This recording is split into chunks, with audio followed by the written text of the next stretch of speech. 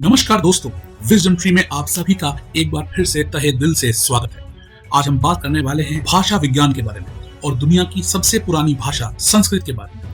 क्यों संस्कृत भाषा दुनिया की सबसे ज्यादा वैज्ञानिक भाषा है, किसने इस महान भाषा का निर्माण किया और क्या क्या रहस्य छुपे हैं इस भाषा में। दोस्तों, आज की वीडियो आप पूरी अवश्य देखिएगा क्योंकि हमने इस विषय पर बहुत शोध किया है और हम कुछ ऐसे अभूतपूर्व तत्वों के बारे में चर्चा करेंगे जो शायद आपने पहले ना सुने हो। तो बिना किसी विलंब के आइए कहानी में गहरे उतरते हैं। इससे पहले हम गहरे उतरे दोस्तों, यही मौका है, यदि आपने हमारे चैनल को अब तक सब्सक्राइब नहीं करा है तो उसको तुरंत सब्सक्राइब कीजिए, बेल आइकन को दबाइए और हमारे साथ जुड़िए जिससे कि ये सारी वीडियोस जल्दी से जल्दी आप तक पहुंच सके। आइए जुड़िए हमारे परिवार के साथ और इस ज्ञान को बांटने में हमारी सहायता कीजिए। तो दोस्तों, आज पहले हम भाषा को समझने का प्रयास करते हैं। जब तक कि हम भाषा को पूरी तरह से नहीं समझेंगे तब तक हम हमारे भारतवर्ष की महान ऋषि मुनियों और बुद्धिजीवियों के बारे में ठीक से नहीं जान पाएंगे। दोस्तों, जरा सोचने का प्रयत्न कीजिएगा कि भाषा दरअसल में है क्या। भाषा एक माध्यम है हमारे विचारों को बिल्कुल सटीक ढंग से किसी दूसरे व्यक्ति तक पहुंचा देने का। हमारे कंठ से कुछ मूल 5 तरह की ध्वनियां निकलती हैं, जैसे कि आ ई उ अंग ऐसे। उन ध्वनियों से ऐसे पैटर्न तैयार करना, जैसे कि शब्द, कि जिसकी केवल आवाज सुन के ही दूसरे व्यक्ति को यह मालूम हो जाए कि हम क्या विचार उन तक पहुंचाना चाह रहे हैं, और ना सिर्फ बोलकर परंतु लिखकर भी ये विचार एक दूसरे तक पहुंचाए जा सके। यही नहीं, इन विचारों को ज्ञान रूप में संजोकर अपनी आने वाली पीढ़ियों तक भी पहुंचाया जा सके। इतना महान दायित्व होता है एक भाषा का। आप यकीन करें दोस्तों, विश्व के बड़े बड़े और पहुंचे हुए वैज्ञानिक ये मानते हैं कि भाषा का आविष्कार ही मानवता की सबसे बड़ी उपलब्धि है।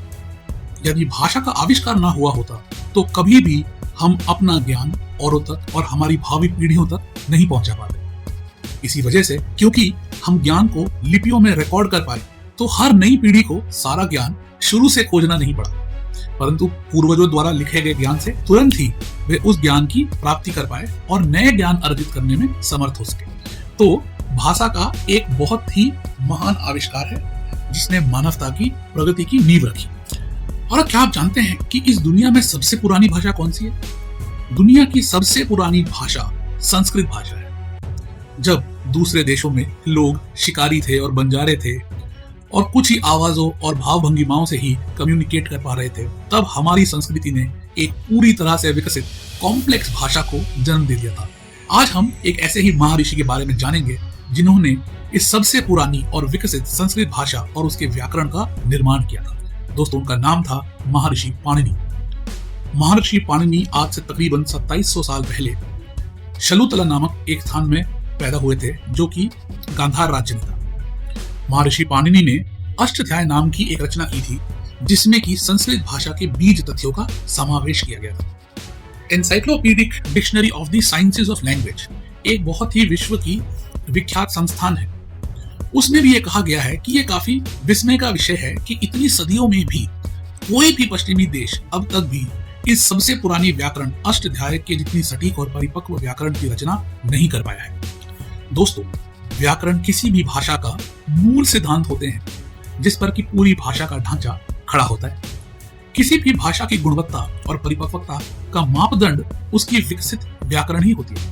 पाणिनि के अष्टाध्यायी में संस्कृत भाषा के 4 कॉन्सेप्ट्स डिफाइन किए हुए हैं। उन्होंने आज से 27 साल पूर्व वर्ण यानी कि ध्वनि, अक्षर, शब्द, पद जैसे कि कॉम्पाउंड वर्ड, मतलब 2 शब्दों को मिला करके एक नया शब्द बनाना, जैसे कि है हिमालय, जो हिम और आलय को मिला करके बनाया। ऐसे कितने ही शब्द हैं, कितने ही पद हैं।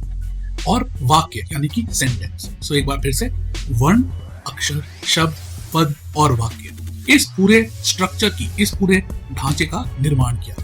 अभी हमको सुनकर के शायद ऐसा लगे कि ये तो कोई इतनी बड़ी बात नहीं है, हम स्वरों से शब्द और शब्दों से वाक्य तो बनाते ही हैं।